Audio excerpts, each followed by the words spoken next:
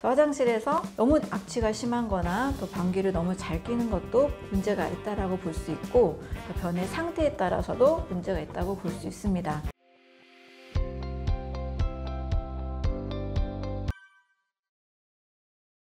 장 건강은 개인이 측정할 수 있는 방법이 아주 간단한 게 있습니다. 배가 하나도 불편하지 않고 가볍고 소화도 잘 되고 또 활력이 있다, 또 화장실도 잘 간다, 하루에 한 번씩 대변을 본다, 이러면은 크게 장 문제가 없다라고 봐도 됩니다.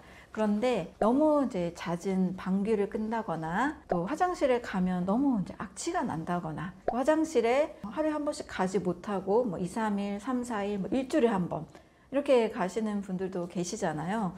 그런 것들도 다 장 건강에 문제가 있을 수 있다고 볼 수 있습니다. 화장실에 가서 예쁘게 단단한 바나나 변 같은 걸 보지 못하고 너무 무른 변을 본다거나, 또 변을 본 뒤의 느낌, 후중감이라고 하죠. 이런 것들이 좀 불쾌하다거나, 또 어떤 분은 토끼똥처럼 너무나 딱딱한 변을 보는 분들도 계십니다. 그래서 제가 셀프 건강 체크를 매일 할 수 있는 방법은 아침마다 화장실을 얼마나 잘 가느냐, 화장실을 다녀온 뒤에 기분이 어떠냐, 이런 걸로 셀프 건강 체크를 해볼 수 있습니다. 화장실에서 너무 악취가 심한 거나 또 방귀를 너무 잘 뀌는 것도 문제가 있다고 볼 수 있고, 또 변의 상태에 따라서도 문제가 있다고 볼 수 있습니다. 그런데 그 외에도 긴장만 하면 변비가 오거나 설사를 하는 분들도 장 건강을 같이 의심해 볼 필요도 있습니다. 또 요즘 불면증이나 또 감정의 어떤 기복이 심하거나 우울증처럼 감정의 변화에 내가 좀 예전과 달라졌다, 이런 경우에도 단순히 심리적인 것만으로 정신 건강만 볼 것이 아니고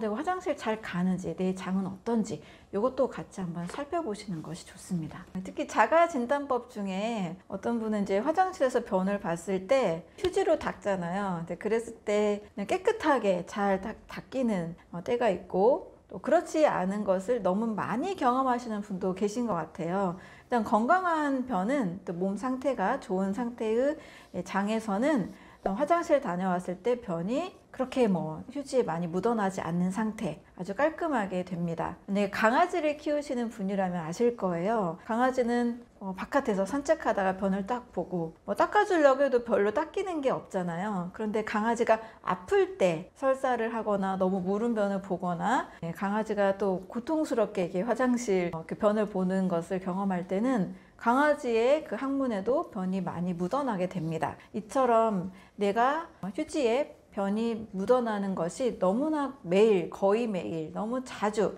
있다라면 장 건강 상태도 같이 체크를 해보시는 것이 필요합니다. 건강한 변은 비교적 깨끗하게 닦인다는 것. 물론 음식에 따라서도 변의 무른 정도나 성질은 항상 바뀝니다. 그래서 좀 비교적 채소를 많이 먹고 식이섬유 섭취가 좀 많았던 날에는 좀 더 무른 변이 나올 수 있고요. 그리고 밀가루를 좀 많이 먹었다거나 육류 섭취가 좀 많았을 때는 좀 더 단단한 변, 또 변비가 또 생기는 경우도 있습니다. 이러한 것들까지 다 포함을 해서 지나치게 항상 휴지에 변이 많이 묻어 나올 때는 내 장이 좀 문제가 있나? 건강을 좀 체크해 볼 필요가 있겠다, 이렇게 한번 생각해 보시는 것도 필요합니다. 우리 어린이들은 황금똥을 싸야 된다라는 말을 들어본 적이 있었을 거예요. 어른도 이 황금똥, 바나나 변을 볼 수가 있습니다. 건강한 변은요, 우리가 식사를 했을 때 음식의 영양소를 다 소화해서 완전히 흡수하고 찌꺼기만 내보낸 상태가 바로 건강한 변이라 할 수 있습니다. 이 찌꺼기만 내보낸 상태의 변의 모습은 바나나 굵기 정도의 황금색 색깔을 띠고 있고, 또 그 특징이 물에 뜬다라는 특징이 있습니다. 물에 뜬다라는 것은 비중이 물보다 가볍기 때문에 물에 뜰 수 있는 거죠. 왜 비중이 가벼워지냐? 음식을 통해서 이 영양소를 다 흡수를 했기 때문에 정말 찌꺼기만 나가는 상태가 됩니다. 그래서 황금변이 물에 떴을 때, 바나나색의 바나나 변이 물에 떴을 때 이걸 건강한 변이라 할 수 있습니다. 이 건강한 변을 보는 방법은 내가 먹은 식사가 완전히 소화가 됐을 때는 건강한 변을 볼 수 있지만, 우리 대부분의 분들은 물에 뜨는 변보다는 물에 가라앉는 변을 많이 보셨을 거예요. 그 특징은 바로 내가 먹은 음식이 완전히 소화가 돼서 완전히 흡수된 상태가 아니라 우리가 영양소 찌꺼기도 같이 나갔기 때문에 물보다 비중이 더 커서 가라앉게 되는 특징이 있습니다. 그래서 건강한 변은 완전히 소화하고 완전히 영양소를 흡수했을 때 그 찌꺼기만 나가는 형태로 확인을 할 수가 있습니다. 완전 소화를 하기 위해서는 우리 몸이 일단 충분한 소화 효소를 가지고 있어야 됩니다. 우리가 소식이 건강하다라고 하잖아요. 그 이유는 이 소식을 하면 소화 효소의 양이 아무래도 덜 필요하겠죠. 과식을 하면 소화 효소도 많이 필요하겠죠.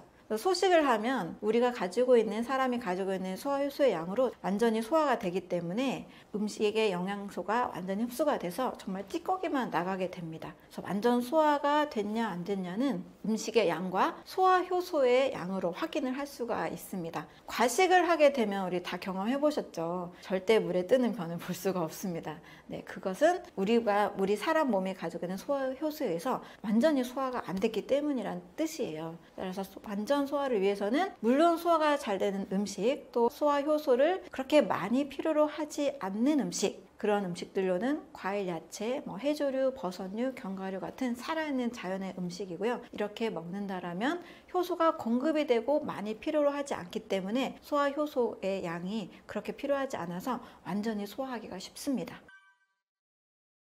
장 건강에서 마이크로바이옴도 중요하고 여러 가지 다 중요한데, 일단 이번에는 이제 장의 피부인 장 점막에 대해서 좀 알아보면 좋을 것 같습니다. 우리가 피부도 보면 피부가 얇고 피부가 좀 약한 사람이 있죠. 그러면 이와 같이 몸속 피부인 장 점막도 튼튼하고 강한 사람이 있고 또 느슨해지고 약한 사람이 있습니다. 이 장 점막이 느슨해졌다라는 것은 장 점막의 이 세포들의 상태가 굉장히 건강하지 않은 상태로 틈이 생기게 되는 상태인데요. 이것을 장누수 증후군이라고 합니다. 장에서 누수가 일어난다. 어떤 의미일까요? 그리고 집에서도 누수가 돼서 일어나는 그런 불편함과 피해들이 있잖아요. 근데 장에서 누수가 일어나면 장 내부에 있는 그런 많은 음식 찌꺼기들, 첨가물들을 문제가 되는 음식물들이 장 바깥으로 흘러나오게 됩니다. 그러면 이 몸속에서는 깨끗한 상태를 유지해야 되는데 흘러나오는 이물질 때문에 몸에서는 또 염증 반응을 일으키게 되죠.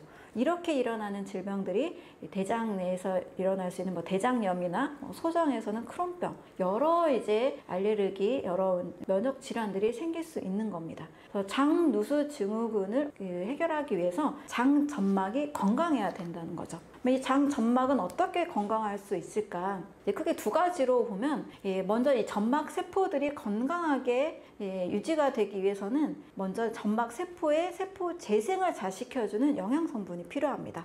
베타카로틴, 비타민 A의 정우체인 베타카로틴이 많이 들어있는 음식을 먹는 것. 두 번째로는 장 점막, 특히 대장 상피세포의 영양제를 먹어야 되는데요. 대장 상피세포는 단쇄지방산을 먹어야 대장 상피세포가 건강해집니다. 이 단쇄지방산은 그럼 어떻게 만들 수 있을까? 이 단쇄지방산은 대장 내에 있는 미생물들이 만들어냅니다. 미생물들은 식이섬유 등을 우리가 먹었을 때 그것을 먹이로 삼아서 단쇄지방산을 또 만들어내는 거죠. 그래서 또 대장 상피세포를 건강하게 만들어줍니다. 결국 우리가 좋은 음식을 먹어서 장 점막도 튼튼하게 하고 장내 건강한 미생물들이 대장 상피세포를 또 건강하게 만들어주기 때문에 우리가 음식과 또 장내 미생물과 또 장 점막이 다 연결이 돼 있는 거죠. 그래서 음식 하나를 선택하는 것이 또 장 건강에 또 이렇게 많이 중요한 요소라고 할 수 있습니다. 변비가 생기는 원인은 크게 한 4가지 정도로 볼 수가 있는데요. 가장 중요한 거는 첫 번째, 이것이 대부분 부족합니다. 보통 밥이나 빵이나 고기, 우유, 우리가 에너지가 되는 음식은 배고프니까 일단 선택을 하게 되는 거거든요. 그런데 이 음식으로 먹게 되면 과일에 들어있는 식이섬유, 또 채소에 이 식이섬유가 상당히 부족하게 되죠. 그래서 식이섬유의 부족으로 변비가 많이 오게 됩니다. 근데 많은 사람들이 과일, 채소, 또 통곡식의 식이섬유를 똑같이 생각을 하기 쉬워요. 현미만 주구장창 드시고도 변비가 오기도 하고 안 오기도 하는 분들이 계신데요. 사람에 따라서 또 장의 기능이 다르니까 만약에 현미만 드셨는데도 변비가 왔다, 이런 분들은 과일에 들어있는 수용성 식이섬유가 부족하기 때문입니다. 그래서 과일은 수용성 식이섬유, 현미, 통곡식은 불용성 식이섬유, 식물도 채소도 역시 불용성 식이섬유입니다. 우리가 변비가 걸린 첫 번째 이유는 수용성 식이섬유 부족이라고 볼 수 있습니다. 그런데 꼭 과일에만 수용성 식이섬유가 있는 게 아니고요. 해조류에도 버섯류에도 이수용성 식이섬유가 같이 있습니다. 두 번째 이유는요, 운동성의 이제 부족입니다. 장도 역시 근육으로 이루어져 있죠. 그래서 칼슘과 마그네슘의 그런 운동에 필요한 그런 미네랄들이 잘 보충이 되면 장 운동성이 활발해서 변비가 해결이 될 수가 있습니다. 내 장이 잘 운동하고 있는지 운동성의 상태를 확인해 볼 수가 있고요. 세 번째는 스트레스입니다. 우리 정신적으로도 이제 교감신경이 이제 너무나 이제 강화가 되면 이제 장이 너무나 위축이 돼서 움직여지지가 않죠. 그래서 세 번째 정신적인 거, 스트레스 관리가 필요합니다. 네 번째로는 약을 많이 드시는 분들의 경우 그 약물로 인해서 장이 잘 이제 움직여지지 않거나 변비가 생기는 경우들이 있습니다. 그래서 약물로 인해서도 변비가 또 올 수 있으니까요. 내가 어떤 것이 원인인지 한번 생각을 해보시고 그 각각에 맞게 좀 해결책을 찾아가시는 것이 필요합니다. 50년 변비를 경험하신 이제 분은요, 물론 약도 드시고 관장도 하시고 변비 해결을 위해서 정말 많은 약과 병원을 이제 다녀셨던 분인데요. 병원이나 약으로 해결할 수 있는 부분에서 이제 한계를 경험하신 거죠. 그래서 뭐 일주일에 한 번, 열흘에 한두 번 이렇게 가는 것을 그냥 어쩔 수 없다, 이대로 그냥 살아야 된다라고 이제 생각하셨던 분인데요. 이제 이분에게 제가 드렸던 처방법은 3일 동안 오직 과일만 드시라는 거였습니다. 그것은 그동안에 어떤 이제 식사를 하셨던지 간에 이렇게 드시는 방법보다 수용성 식이섬유를 더 많이 드시진 않았을 거예요. 일반 밥도 드시고 여러 음식을 드셨을 테니까요. 가장 먼저 이제 변비 환자에게 여러 요인을 제가 이제 상담하면서 여쭤보는데, 가장 이제 대부분 부족한 것은 수용성 식이섬유의 부족입니다. 또 장 운동이 약한 분들도 사실은 마찬가지예요. 운동이 약할수록 장에 무리가 없는 식사, 운동성이 약해도 잘 나갈 수 있는 식사가 필요하겠죠. 그럴 때 과용량으로 수용성 식이섬유를 드시도록 제가 상담을 해드립니다. 그래서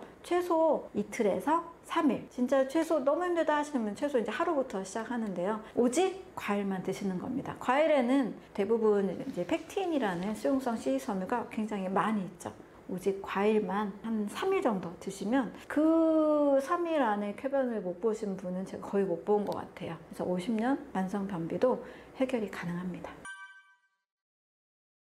변의 색깔이나 변의 질감, 물기 상태에 따라서 우리가 얼마나 음식을 잘 소화했고 영양가를 잘 흡수했는지를 알 수가 있습니다. 만약에 늘 설사만 한다, 그러면 거의 그냥 빠져나가는 거잖아요. 장에서 이 수분 흡수 능력이 지금 상실된 상태라고 볼 수가 있습니다. 또는 늘 아주 변비처럼 아주 늘 화장실 가기가 어렵고 또 토끼똥 같은 이런 걸 또 보는 분들이 계시거든요.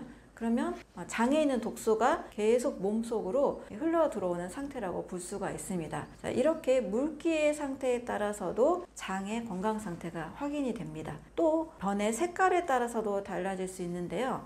가장 좋은 변은 우리 황금변을 보자라는 얘기가 있잖아요. 아기들 키울 때 보면 이 황금색 변이 가장 좋은데요. 너무나 색깔이 어두운 갈색이나 거의 회색 가까이 변한다. 이것도 몸의 췌장이나 여러 이 몸의 기능들에 문제가 있는 상태로 볼 수가 있고요. 또 너무 빨갛다, 그러면 어딘가에서 또 이 피가 또 흘러나와서 또 빨간 변을 볼 수도 있습니다. 또 너무 녹색이다 하는 것도 식이섬유를 녹색 채소를 너무 많이 먹어서 소화하지 못한 형태로 또 몸속에서 나가고 있다라고 확인도 할 수가 있습니다. 가장 건강한 변은 황금색 변이고 또 바나나 굵기 어떤 질감 정도이면서 또 물에 뜨는 부변을 보는 것이 가장 건강한 변이라고 볼 수가 있습니다. 대부분 우리가 물에 뜨는 변을 본 적이 없기 때문에 그런 게 있느냐, 말도 안 된다, 이렇게 말씀하시는 분들이 계세요. 그런데 한번 테스트를 꼭 해보시기 바라겠습니다. 정말 식사를 아주 꼭꼭 씹어서 그리고 좀 적은 양에 너무 과식하지 않은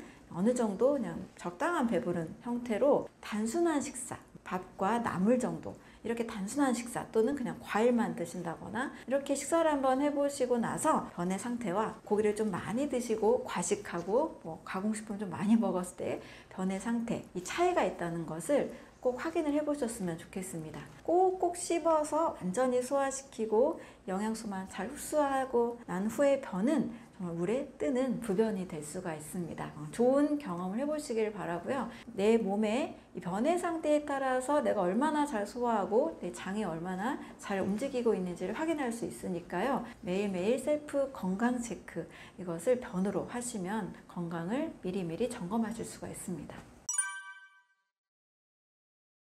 똥 모양이 토끼똥 모양으로 이렇게 잘게 부서져서 나온다는 것은 장에 약 100시간 동안 머물러 있었다는 의미입니다. 여러분, 100시간 동안 몸에서 나가야 되는 변이 머물러 있다면 어떤 일이 일어날까요? 대변에는 수분도 있고 여러 찌꺼기들, 또 유해균들, 죽은 세포 덩어리, 여러 독소들이 같이 있습니다. 이것이 몸속으로 100시간 동안 흡수가 됐다는 뜻이에요. 100시간, 무려 한 4, 5일 정도의 시간 동안 내 몸에서 나쁜 독소가 계속 흡수가 되고 있다는 뜻입니다. 결코 건강에 도움이 되지 않겠죠? 그래서 토끼똥처럼 본다, 이런 분들은 반드시 경각심을 가지고 하루에 한 번 갈 수 있도록, 못해도 이틀에 한 번은 꼭 갈 수 있도록 내 몸의 장 건강 상태를 꼭 관리하시면 좋겠습니다. 네, 물분변을 계속 본다는 것도 분명히 장 건강에 문제가 있습니다. 계속 설사를 하면 탈수가 일어납니다. 장염이 아주 심하거나 콜레라 같은 이런 전염병에 걸렸을 때 계속 장에서 수분이 빠져나가기 때문에 탈수가 되고, 탈수를 교정하지 않으면 사망까지도 가게 됩니다. 그래서 설사를 한다는 것은 몸에서 뭔가 나쁜 것이 있어서 일시적으로 빠져나가는 현상으로 볼 수도 있지만, 늘 설사를 한다면 장의 건강 상태를 반드시 점검하셔야 됩니다. 여러 요인이 있을 수 있지만 일단은 장에서 유익균과 유해균의 장내 미생물 상태도 문제가 있을 수 있고요. 대장에서 이 수분 흡수 능력, 이 수분 흡수가 잘 되지 않는 것은 여러 미네랄들이 균형적으로 내 몸에 들어있지 않기 때문에 수분 대사에 문제가 생기는 겁니다. 세포 대사의 가장 기본이 되는 나트륨이나 칼륨 같은 것도 문제가 생길 수 있습니다. 또 자가 면역 질환이 있을 경우에도 설사를 할 수가 있습니다. 크론병이나 궤양성 대장염이 있는 분들도 설사, 또 복통, 이런 것들을 많이 호소하는데요. 내 장의 면역 건강 상태, 이것도 꼭 점검해 보셔야 될 수 있습니다. 대변 이식술, 여러분 들어보신 적 있으신가요? 우리가 장기 이식이나 수혈 같은 우리 몸의 일부를 이식하는 일들은 많은 분들이 알고 계실 텐데요. 심지어 대변까지 이식하는 일들이 일어났습니다. 왜냐하면 대변에 단순히 찌꺼기만 있는 것이 아니고 아주 중요한 장내 미생물, 우리 몸에 꼭 필요한 유익균이 있기 때문인 거죠. 특히 장내 미생물이 면역력을 올리는데 매우 중요한 역할을 하는 것으로 알려졌습니다. 미국에서 이런 일이 일어났습니다. 수술을 한 환자들이 항생제를 굉장히 많이 맞잖아요. 그러다 보니까 이 항생제는 세균을 죽이는 역할을 하기 때문에 장내 미생물이 거의 초토화된 상태로 변할 수 있습니다. 이 상태에서 굉장히 악성 나쁜 세균인 클로스트리디움 디피실리 균이라는 이 균에 감염이 돼서 약 65세 이상의 이 환자들이 10%가량 사망하는 일들이 일어나는 거죠. 수술을 한 환자들이 이 균에 감염이 되기가 굉장히 쉬워지고, 또 사망률까지도, 치사율까지도 굉장히 많이 올라가는 것을 보게 됐습니다. 그 이유는 항생제에 의해서 장내 미생물이 다 사라지고 면역력이 완전히 떨어졌기 때문입니다. 따라서 이럴 때는 시급하게 어떻게 해야 되냐면, 남의 변에 있는 미생물이라도 이식을 해서 이 장내 미생물을 빨리 이식을 해서 면역력을 회복시키는 차원으로 접근을 하게 된 거죠. 그래서 수술 후 환자들의 경우 사망률이 많이 낮아지게 되었고, 빠르게 장내 면역력을 올린다는 차원에서 자가 면역 질환인 크론병이나 또는 대장 질환들을, 면역 질환들을 치료하는 사례들로 응용이 되기도 했습니다. 또 더 확장된 개념으로 당뇨나 암, 그리고 파킨슨, 알츠하이머 같은 이런 질환도 응용을 하려고 하는 추세에 있습니다. 미국에서 시작이 됐는데요. 우리나라에서도 이 수술을 하고 있고요. 장내 미생물들을 이렇게 이식한다는 차원에서 응용하고 있는 수술입니다. 하지만 저는 상당히 좀 우려가 있는데요. 미국에서는 다른 사람의 이 장내 미생물을 이식하다가 뭔가에 감염이 됐는지 그 이식 수술 후에 또 사망하는 일도 있었습니다. 따라서 우리가 좀 남의 변까지 이식하는 것들은 좀 지양하고, 나의 대장 건강을 좀 잘 만들어가는 것을 좀 더 신경 썼으면 하는 바람이 있습니다.